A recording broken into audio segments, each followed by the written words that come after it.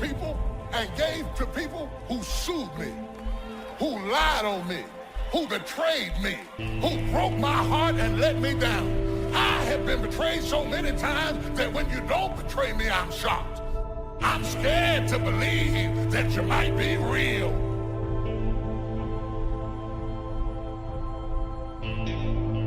If you got somebody that's dragging, that's going down in a downward spiral, and you decide that you're just going to pour everything into them, well, then you're going to go down that downward spiral as well, and now you're not going to be able to help them. So I think you definitely have to take care of yourself as a person so that you have the platform to take care of someone else and help someone move in the right direction.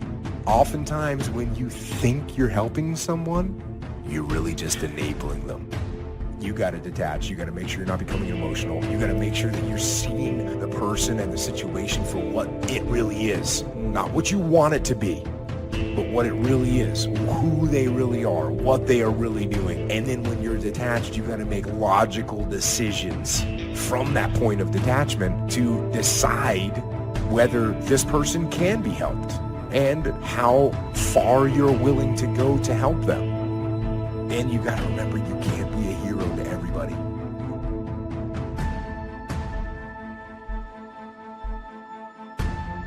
We've all been used, we've all been taken advantage of. It doesn't feel good. And when you get used and taken advantage of or manipulated, it makes you stop, think, and start looking at everybody the same way. It makes you question any and everything and everybody because you were used, manipulated, and taken advantage of. You're doing everything and operating and coming from your heart. But unfortunately, other people have malicious, evil, and vindictive intentions towards you. And all you have to do is forgive those, but more importantly, learn from it. Experience is your highest truth. And I don't want you to ignore the truth. I don't want you to disown the experience. There was an open hand from your heart to help somebody get on their feet. And once you took their hand, they took that same hand that you helped them get up with, turned it into a fist, and tried to figure out a way to knock you out.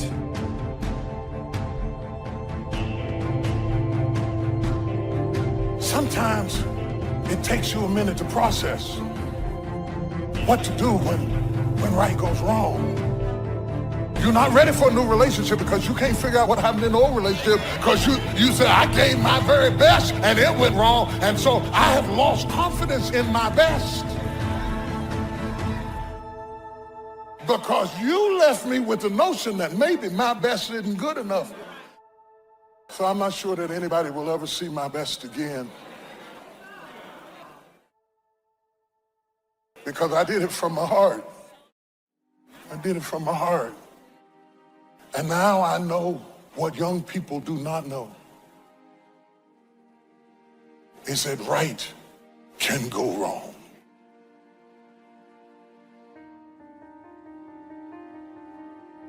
People who are not your children, you are under no obligation to help people. You're not responsible for another adult's happiness, well-being, or welfare. You're not responsible for that, nor should you make yourself responsible for another person. Take that pressure off you. First of all, if they didn't have your number, what would they do? I always say that. You're her friend. She's not your friend. You have a one-sided friendship. So what you gotta do is you gotta even it out. Just when the phone rings, you know not to answer because she wants something. So don't answer. Here's the best thing to do. Stop using your voicemail on your phone because I'm gonna teach you something. Do you notice that 95% of all your voicemails are a request? Let your voicemail fill up and don't ever empty. Don't you become the 911 in everybody's life. Just stop. Release yourself from the pressure. Now her number, I would just block her number. I just learned how to block numbers this past Christmas. Oh my God, did you all know that? It's the greatest, oh my God. That's what I gave myself for Christmas. My life's so good right now. Some of y'all right now are in relationships and friendships that you are clearly being used and taken advantage of. They're either gonna come after your man, when you let them live with you. Come after your wife. They're jealous of who you are and all the things you have, and yet they're using you for these various things. Pay attention to people and who they really are. Don't manipulate your mind to thinking, you know what, maybe I'm just being a negative person. There's this thing called instincts, intuition, and discernment. Pay attention to them. Don't disown them, because you will end up in pain in the end if you don't move on the discernment, the instincts, and the intuition about people, things, and situations.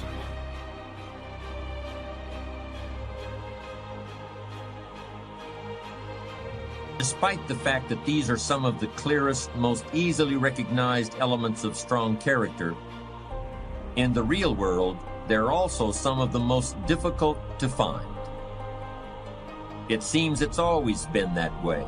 In ancient Greece, the philosopher Demosthenes went searching for an honest man, and he never found one. I've been fortunate. I think I've known a great many honest people. But if I measured that number up against all the less than ethical people I've encountered, I guess I'd have to admit that even in my experience, honesty and integrity are rather rare. Why is that? I hope to provide some answers. I want to start talking about honesty by looking at the exact opposite of honest behavior. There was a time when telling a lie was very serious business. I'm speaking now of the days before lawsuits and legally enforceable contracts. In those days, lying was a very serious matter. It was also very serious if you accused someone of lying. Today, a breach of integrity in a business matter might mean calling in the lawyers. But for hundreds of years in the past, calling someone a liar was the most common way to provoke a duel. At first with swords, later with pistols. Dishonesty was treated like a personal insult that demanded immediate redress. You have to think. You can't just feel. You have to think. You know, even when you're taking care of kids, part of what you're doing is being compassionate. But if you're too compassionate towards your kids, then you do everything for them. And if you do everything for them, then they grow up useless and they never leave and they hate you and they hate everything else too. It's a bad idea. You know, there's a rule if you're working in a place like a nursing home. And the rule is, it's a harsh rule, do not do anything for the people that you're taking care of that they can do for themselves. And so if they have to struggle to feed themselves, you don't bloody well intervene and feed them. You let them maintain their damn independence. And you have to be a hard-hearted bastard to do that, you know, to watch someone struggle like that. But you're furthering their medium to long-term independence and development, and you do the same thing with your children. Treating your children like they're endless, permanent victims is a very bad idea. And one of the problems with being really strong is that no one ever asks you if you're okay. No one ever comes to you in the same way that you generally reach out to other people, and I know because I've experienced this. I tend to be the rock that most people lean on, and where is it and how is it that you can find someone that can pull you up?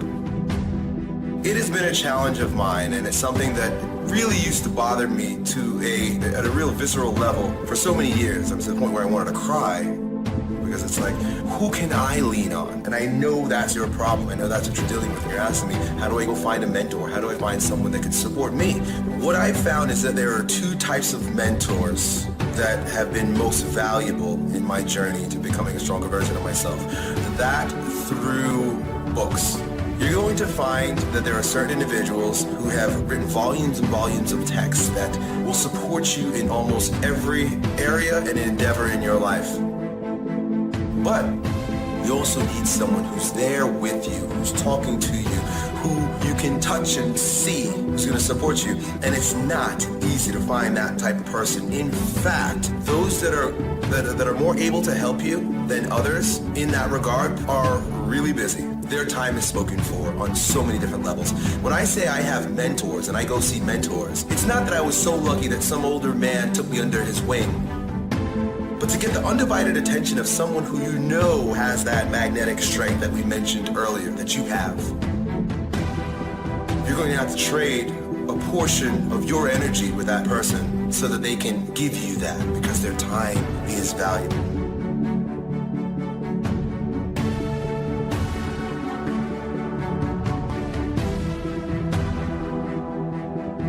because you've been through some stuff and you can help them, give them advice, give them insight over things that they may be struggling with. This is what the love circle is. We spread love. I got 18 million followers because I've been spreading love. That's what this is about, nothing else. I don't care about the numbers if I'm not trying to impact and change lives. When people write comments and tell their stories, respond to 10 people without you knowing you have signed up to be a part of the love circle. I love you. Tag whoever needs.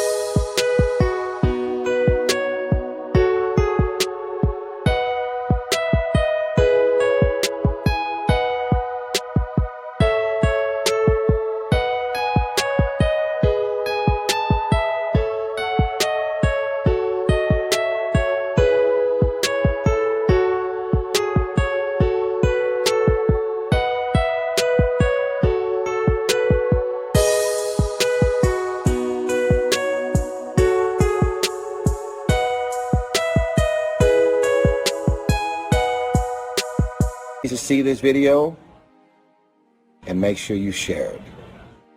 Everyone knew the big problems that could result if you got caught, so lying to another person took a certain amount of, what's the right word, foolish bravery maybe. But there's no such risk today, is there? Some people lie all the time without thinking about it. Most people know when they're being lied to, which they may find irritating, but they just accept it. Maybe they decide to become liars themselves. In any case, very few duels are being fought. To explain this, I think we can make a comparison between how some people today feel about lying and how they feel about money. It used to be you either had money or you didn't. When you bought something and the bill came, you had to pay it or there was an immediate problem. There were only two alternatives. You took care of your debts or you were a thief.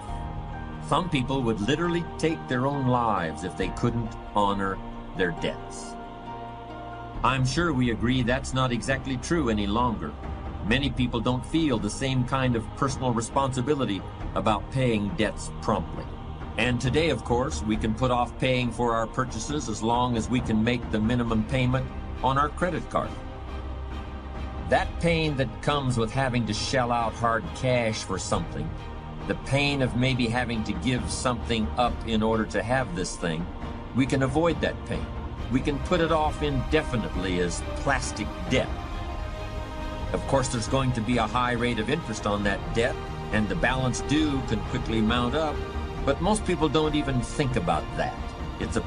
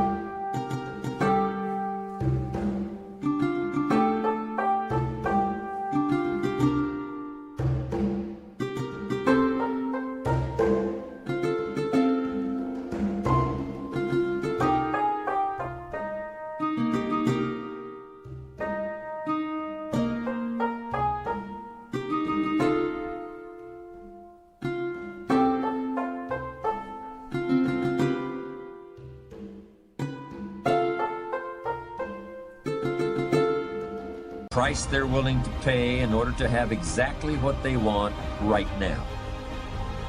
There are many situations where it's painful to tell the truth. It's painful in just the same way that paying a big fat bill is painful. In fact, we even use the same words to talk about paying debts and telling the truth. We may talk about somebody's word being like money in the bank. We talk about being held accountable, about having to account for yourself. about being called to account. If you've done something that you're really not proud of and you're called to account for it, well, what does that feel like? How do you handle it? What are your options when you've got to explain something that makes you uncomfortable? Well, it's a bit like that moment of decision when the credit card bill comes every month. If you want to pay off the whole balance, there may be some pain and sacrifice involved. You may have to grit your teeth. You know that your life will be simpler in the long run, but it's going to hurt a little right now to pay off the new golf clubs or the new computer, or how about the 60-foot yacht? I don't actually know if you can put a yacht on a credit card, but I've certainly known people who would if they could. Gritting your teeth and paying in full can hurt. So quite often it seems easier to pay the minimum and delay the pain until next month. It's easier to float the truth of your finances off into a little imaginary plastic flying carpet and sail it into the mailbox. Of course, it's not really a flying carpet. It's more like a boomerang that's going to come around and hit you in the back of the head someday. But as Scarlett O'Hara once said, I guess I'll...